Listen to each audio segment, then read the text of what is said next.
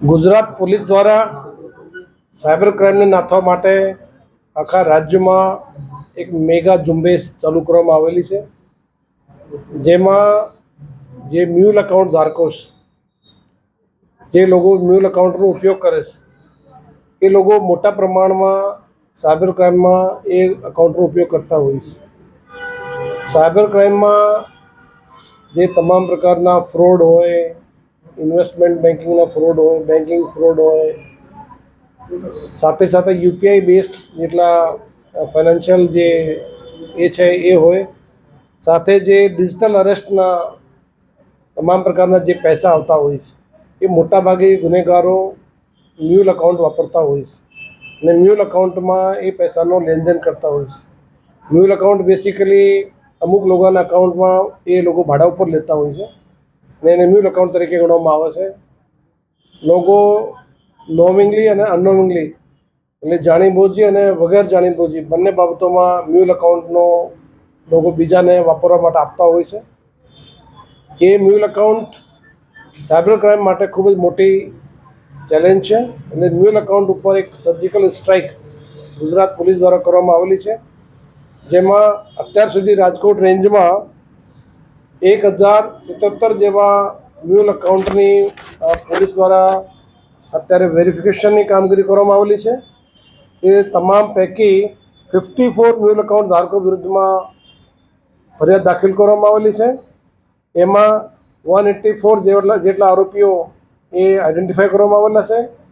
184 પૈકી 51 ગુનેગારોને જે મ્યુલ એકાઉન્ટમાં ગુનેગારો છે એને પકડવામાં આવેલા છે અને બાકી લોકોના વિરુદ્ધમાં એ કામગીરી ચાલુ છે. અત્યાર સુધી લગભગ 19 કરોડ 25 લાખ જેવી માતબર રકમ એ મ્યુલ એકાઉન્ટ મારફતે સાયબર ગુનેગારો એ રકમનો ઉપયોગ કરેલો છે.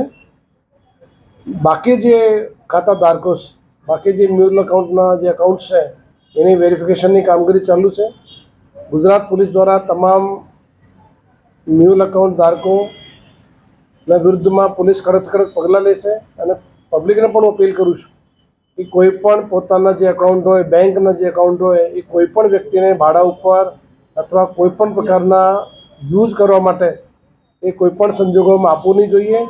પોલીસ તમામ પ્રકારના એકાઉન્ટ્સ એ વેરીફાઈ કરશે અને ગુનેગારોને અવકાશ નહીં મળે એના માટે દરેક વ્યક્તિની પણ જવાબદારી છે કે પોતાના એકાઉન્ટ એ સાચવે.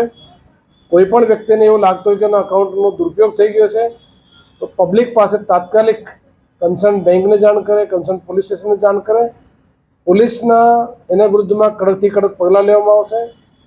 સાયબર ક્રાઇમ નાથવા માટે ભારત સરકાર દ્વારા હેલ્પલાઇન 1930 પણ ખૂબ જ સારી ઇફેક્ટિવલી અત્યારે એની કામગીરી ચાલુ છે. લોકો પણ 1930 હેલ્પલાઇનનો વધુ ઉપયોગ કરે, જેથી આપણે બધા સાથે મળી અને એવા જે સાયબર ક્રાઇમના ગુનેગારો છે, જે સમાજ માટે મોટી ચેલેન્જ છે, એના વિરુદ્ધમાં કડક કામગીરી હાથ ધરી શકે અને પગલાં પણ લઈ શકે.